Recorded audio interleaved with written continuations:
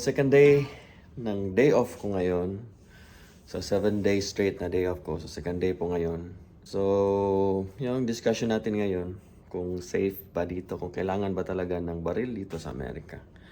Pero, sa tingin ko, depende po yun. Depende po kung saan party po kayo ng Amerika. Kaya din po ng ibang countries. May mga lugar po na safe sa ibang lugar. So, dito po, in general, safe naman po kami. Pero yun nga lang, since na night shift ako, pumili kami ng baril para added protection. So, saan ba kami mas nakaka-feel na safe kami? Doon sa Vancouver or dito? So, without a question po, hindi na kailangan tanongin po. Yung panahon pre-COVID kasi kami nandun sa Vancouver. Safe talaga kami doon. Feeling namin safe talaga kami doon. Pag naglalakad kami sa downtown, lumalabas kami ng gabi. Yung misis ko, lumalabas ng bahay, papuntang work niya at 5 a.m. Minsan, di ko siya nahatid eh. So, 5 a.m., naglalakad siya ng trains, papuntang train station, mga 5 to 7 minutes ata yung layo ng lakad niya. Papuntang train station, safe naman ang feeling niya doon. Doon sa downtown din, kasi yung pinagtatrabahoan ng misis ko noon, isang restaurant, sa Homer siya na, sa Homer area, sa Homer Street, tawag doon. Yung Homer Street, isang block lang yata, o 2 blocks ng layo noon sa East Hastings. Yung East Hastings po na Vancouver, yun po yung saan yung nag-encamp yung mga homeless. Tapos, yung mga homeless, yun din yun ang mga na gumagamit ng illegal drugs doon eh. Yung mga dependent ng drugs. So, along East Hastings talaga, yung kabilaang daanan ng pedestrian, doon nagtitent yung mga homeless. Yun nga eh, yung pagdating namin doon, akala namin kasi yung Canada, napaka mayaman na country, first world country. So, yung mga homeless, mga squatter, wala doon. Sa tingin namin, before kami pumunta doon. Pero pagdating namin doon, ang reality, ang daming homeless ng Vancouver. Yung area ng East Hastings. Mayroon pa namang sa ibang area din. Pero doon sila congested sa East Hastings. Yun. So, malapit doon sa pinagtrabaho ng misis ko. Minsan, while nag-wait kami ng anak ko na lumabas yung wife ko. Naglalakad kami doon, putang East Hastings. Wala namang kasi safe lang ang feeling namin eh. Wala namang nag-assault or pinapabayaan lang kami ng mga homeless doon. So, yun ang time before COVID. Iwan ko lang ngayon kasi may narinig ako, may nababasa akong mga news na along Hastings or sa downtown Vancouver or may isang beses na sa Yaletown. Yung Yaletown kasi, doon ang mga apartments, ng mga high-end na apartments. So doon, maganda doon. Tapos may nabalitaan kong na-stab doon area. Random attack lang. Tapos, mga random attacks din doon sa Vancouver, nasa downtown, mga few months ago. So, hindi ko alam kung safe pa ba doon o hindi. Pero panahon namin, safe talaga doon Vancouver. Tapos, may isang beses pa nga na kaming dalawa ng anak ko doon sa downtown. Naglalakad kami, namamasyal kami doon. Kasi naglalakad-lakad kami doon sa downtown Vancouver, kami ng anak ko. Pag wala akong pasok, tapos wala siyang pasok, tapos ang asawa ko may trabaho. So, naglalakad-lakad kami doon. Kasi ang ganda talaga ng downtown Vancouver. May isang block pa lang ang layo namin. May isang homeless doon na lalaki na puti. Nagsisigaw ng mga profanities, mga F-word, kahit ano-ano. Ang galit niya sa mundo. Pero paglapit na namin, nakita niya yung anak ko. Biglang tumahimik. Pagkita niya sa anak ko. And then nag-change ang mood. Tapos kinausap ang anak ko. Na pang batang kausap, "Hi kid, what are you doing? Are you going to school?" Like parang taong may walang problema sa pag-iisip. So, yun kasi na-feel ko talagang safe kami doon. Kaya isang instance na yun ang proof na medyo safer. Kasi sa tingin namin, yung Canada kasi, yung Vancouver, may mga classes ng citizens yun. So, ang first class talaga, yung mga bata. Talagang ang taas ang tingin nila sa mga bata. Tapos yung pangalawa, yung mga babae at saka yung mga third sex. So, yun. Tapos yung pinakababa mga lalaki. Iwan ko siguro kasi liberal na country yung Canada. Pero yun ang na-feel namin eh. Yung asawa ko din yun na nakikita niya sa workplace niya. Ganun din ako sa school ko. So, pero yeah, okay lang din naman. Pero pagpunta namin dito, first week namin, dyan sa labas, yan, parking area na yan. Tapos doon, highway na yon. Palabas doon, highway na yon. Tapos may dalawang beses ata yun na may residente dito, mga late teens yata or early 20s na galing sa apartment nila, bumaba dyan sa parking area na may nakaabang na nasasakyan na heavily tinted. Pumasok siya doon, may dalang assault rifle. Dalawang beses namin nakita yun. So, takot na takot kami. Bakit may assault rifle itong mga bata? Tapos, yung mga itsura, yung mga gang member ata yun, gang bangers. So, takot na takot kami. Yung misis ko tumawag ng 911. Pero, ewan ko kung anong nangyari. Takot na takot kami. So, talagang nilock namin yung pinto. Tapos, naka-question talaga kami kung safe pa talaga kami dito. So, did we make the right choice? Yun talagang question namin. Pero after 1 week, hindi na namin nakita yung pamilyang yun. Yung may, yung batang yun. Hindi na namin nakita, including yung pamilya niya.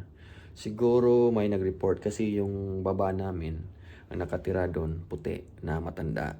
Tapos, yung mga anak niya, nandun din sa kabilang apartment. Siguro nakita. Tapos na-report sa management ng mga apartments namin tapos pinalis. So, yun. Since that time, hindi na namin nakita. So, okay na din. Since that time, we felt safer na. Yun nga lang, hindi kami pumunta sa mga lugar dito na medyo sketchy. Kagaya na din ng ibang countries, may mga lugar na sketchy, mga unsafe areas. Gaya din ng Pilipinas, yung Canada, may mga unsafe areas din. So, hindi na kami pumunta doon sa mga unsafe areas dito. Doon na kami sa mga safe areas. So, yun. Tapos, mag-change venue muna tayo. Punta tayo ng park. Punta tayo ng park. So, doon natin i-continue yung discussion natin. Para may iba naman. Punta tayo ng park. Mas maganda doon. Alright, see you there. So, fall na po ngayon. Kaya, gloomy na. Kanina, umuulan. Parang ding Vancouver din. Pag fall, laging umuulan doon sa Vancouver. Raincover ng tawag nila doon eh. So, pero dito, hindi nag-change yung kulay ng mga dahon. Yun ang difference dito at saka Vancouver. Maganda sana kung lahat ito nag-change. Ito, lahat ito nag-change ba? Ang ganda na sana dito. Yan. Pero hindi nag-change. So, punta tayo doon sa park na to. Kung saan kami minsan kumakain. Kaming tatlo. Pag magkasabay kami ng misis kong walang pasok. So, dito kami.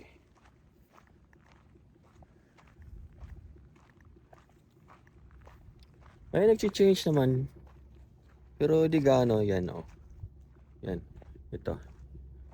Nag-change siya ng konti, pero kulay ng konti, pero hindi gaano.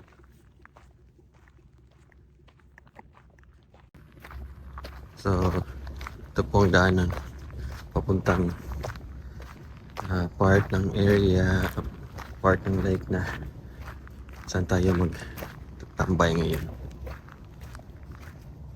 Yan.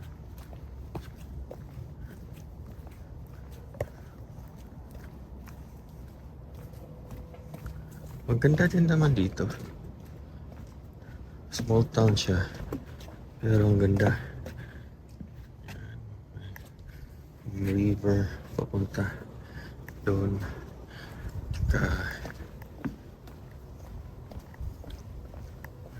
Gustuhan to ng tandang kapatid ko kasi photographer kasi yon, videographer. Maganda dito. Tsaka yung parents ko.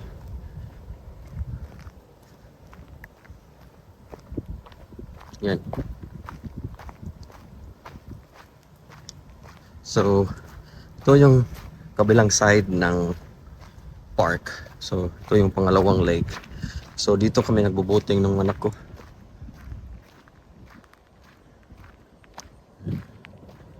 Maganda.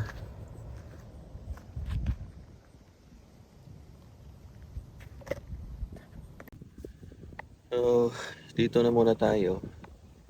So, ito yung buhay namin dito. Tahimik dito sa lugar namin. Pag wala kang pasok, dapat talaga lumabas ka ng bahay. Kasi para naman iba yung surroundings mo, iba yung environment mo. Kakawala kasi ng pagod. Pag nandun ka lang sa bahay, padidepress ka. So yun nga, dun pa kami sa Vancouver, pag winter, okay lang yung snow sa una, yung unang bagsak, ang gandang tingnan.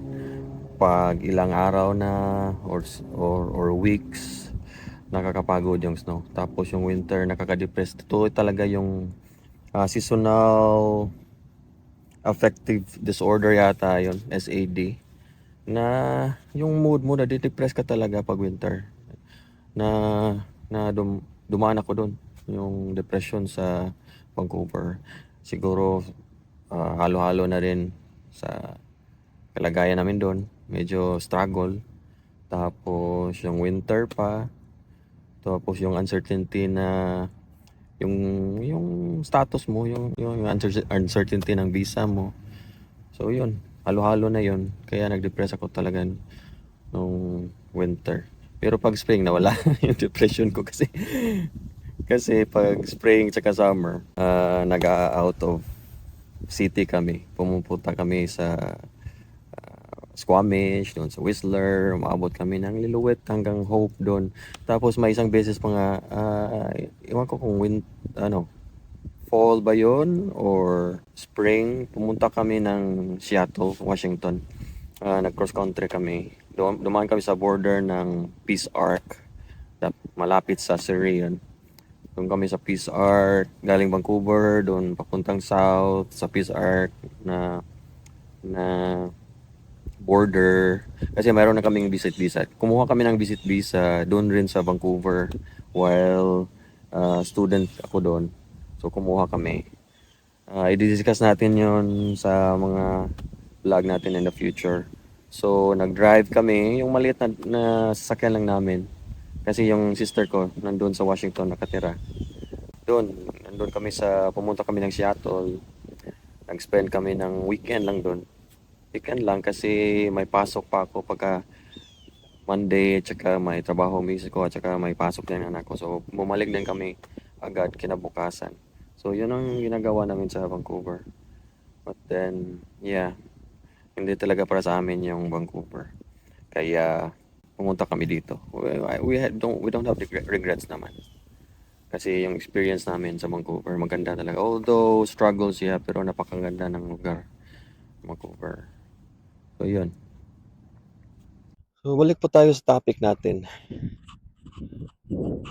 So dito, pag gabi na, mga 9 PM na siguro, hindi na kami lumalabas, nasa bahay na lang kami. Kasi yung mga panahon na yon, ang may-ari na yon, yung mga hindi, yung mga palagi lumalabas sa batas na. So, hindi na kami lumalabas. Lumalabas na kami pag umaga na din. So, yun. Pero hindi naman lahat ng lugar dito hindi safe. Kagaya din ng ibang lugar, may mga areas na safe, may mga areas din na hindi safe.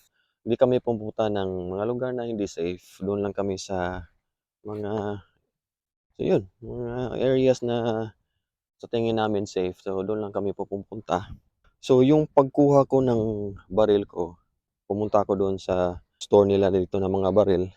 Tinanong lang ako kung may driver's license ba. Sabi ko, "Oo, may driver's license ako."